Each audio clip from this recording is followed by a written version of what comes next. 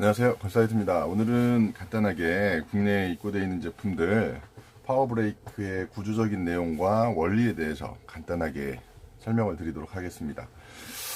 국내에 들어와 있는 제품들은 실총하고 구분하기 위해서 칼라 파트라는 부분하고 이렇게 또 그리고 파워가 제한이 되어져 있습니다. 구입하신 제품들이 가스를 넣거나 배터리를 넣고 사용을 하셨을 때 사실상 거의 총구 앞에서 흘러 떨어지는 수준이 사실상 국내 규정상에서는 대부분 정상적인 제품이라고 보시는 게 맞고요.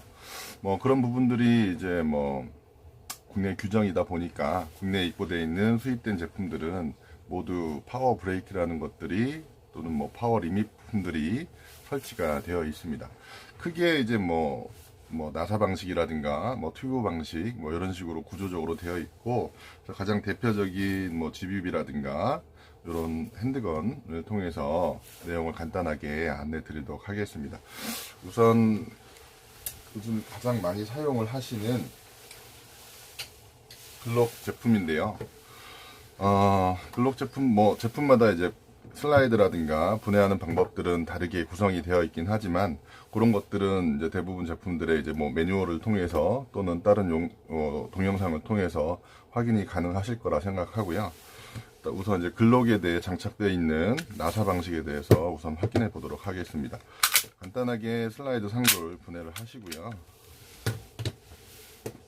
총열까지 스프링 가이드와 총열까지 분해를 해줍니다. 그러면 슬라이드 상부에 보시면 이렇게 로딩 노즐이라는 부품이 위치를 하고 있고요. 이 로딩 노즐이라는 부품은 세 가지 작용을 하는데요. 첫 번째는 로딩 노즐 아래쪽에 있는 이런 이제 로딩 부품을 통해서 탄을 급탄을 해주고, 탄창과 이렇게 맞닿는 부분이 있어서 공급되는 가스를 앞뒤로 분배를 해주는 역할을 합니다. 그래서 앞쪽으로 분배되는 요 안쪽에 보시면 이제 플로팅 밸브라는 밸브가 존재를 하는데, 이 플로팅 밸브가 가스의 방향을 이제 제어를 해주는 부품이고, 앞쪽으로 분배되는 가스는 비비탄을 날리고, 뒤쪽으로 분배되는 가스는 슬라이드를 뒤로 밀면서 반동을 만들어주는 역할을 합니다. 그럼 파워 브레이크는 총구 앞쪽에 해당되는 이 부분에 있을 거라고 판단을 하셔야 되고요. 이 제품 같은 경우에는 이렇게 영상상으로는 아마 잘 확인이 안 될 겁니다. 그래서 한번 꺼내서 한번 보여드릴 거고요. 이런 일자 드라이버로 이렇게 풀러주시면 은색으로 된 나사 방식으로 결합이 되어 있습니다.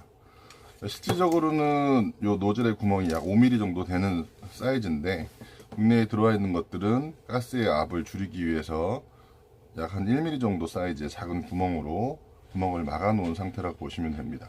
그래서 요게 대부분은 이제 국내에 들어와 있는 방식은 이런 나사 방식으로 되어 있는 제품하고, 또 다른 좀 이따 보여드릴 거는 이제 튜브 방식으로 되어 있는 제품이 있는데, 이런 식으로 정비가 가능하다라는 내용이고, 요 부품을 빼게 되면 국내 규정에서 요구하는 완구에서 요구하는 파워보다 파워가 비비탄이 더 시원시원하게 나가기 때문에 완구로 보지 않기 때문에 요걸 빼시는 거는 신중하게 고려를 하셔야 되고, 요거를 꼭 넣어져 있는 상태에서 안전하게 사용하시기를 권장을 합니다. 또는 정비 분해라든가 분해 뭐를 위해서도 이런 것들은 이제 혹시 이제 노즐을 옵션으로 변경한다거나 다른 이제 노즐의 파손에 의해서 변경을 하실 때도 이 제품은 이식하셔서 사용하실 걸 권장하고요.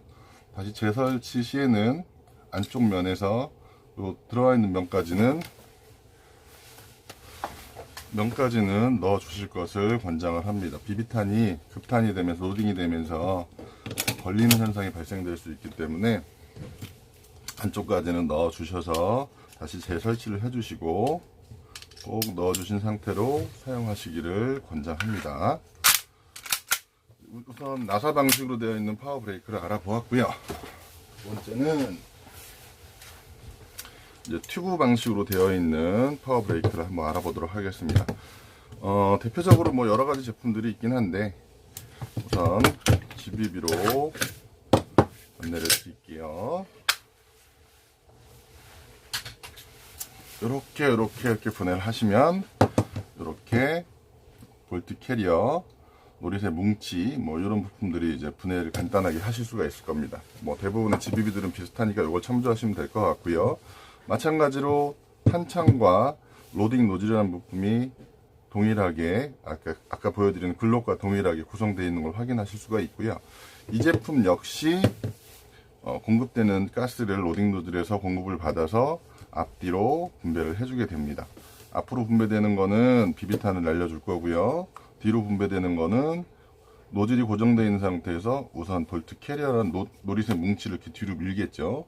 밀고 뒤로 빠지면서 이렇게 반동을 만들어주는 그런 식으로 이제 가스가 움직임이 발생이 됩니다. 이 제품 같은 경우에는 이게 튜브 방식으로 되어 있고요. 이런 튜브 방식으로 되어 있는 것들은 이런 피스나사 같은 것들이 별도로 필요할 겁니다.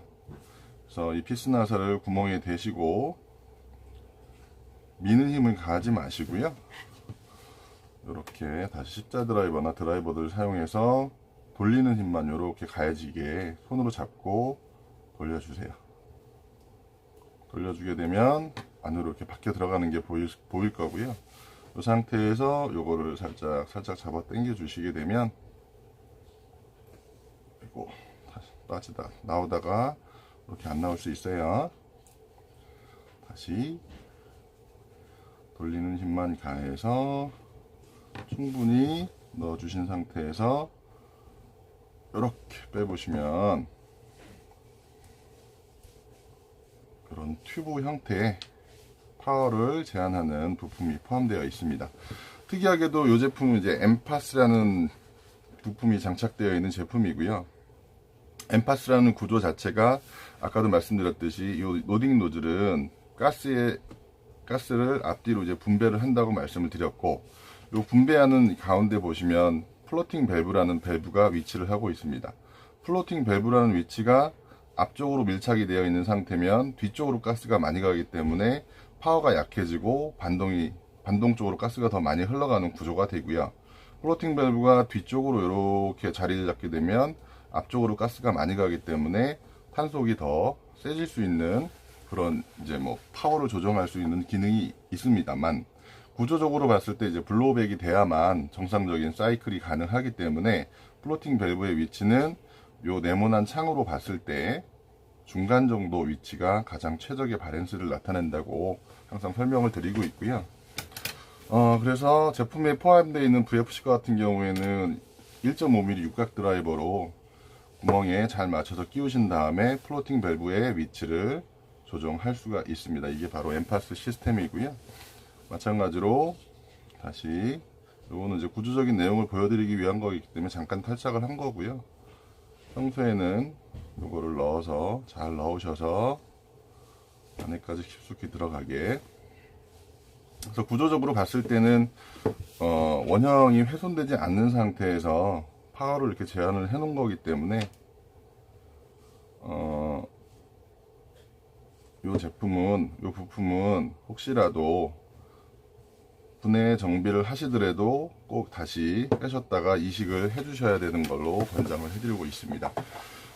일단 구조적으로 이렇게 설명을 드렸고, 국내 규정은 규정이다 보니까 규정에 맞추셔서 꼭 제품을 안전하게 유익하고 즐겁게 사용하시길 바라겠습니다. 오늘 간단한 파워 브레이크 구조와 원리에 대해서 안내를 드렸고요. 다음에는 좀 더 유익한 내용으로 여러분들에게 찾아뵙도록 하겠습니다. 감사합니다.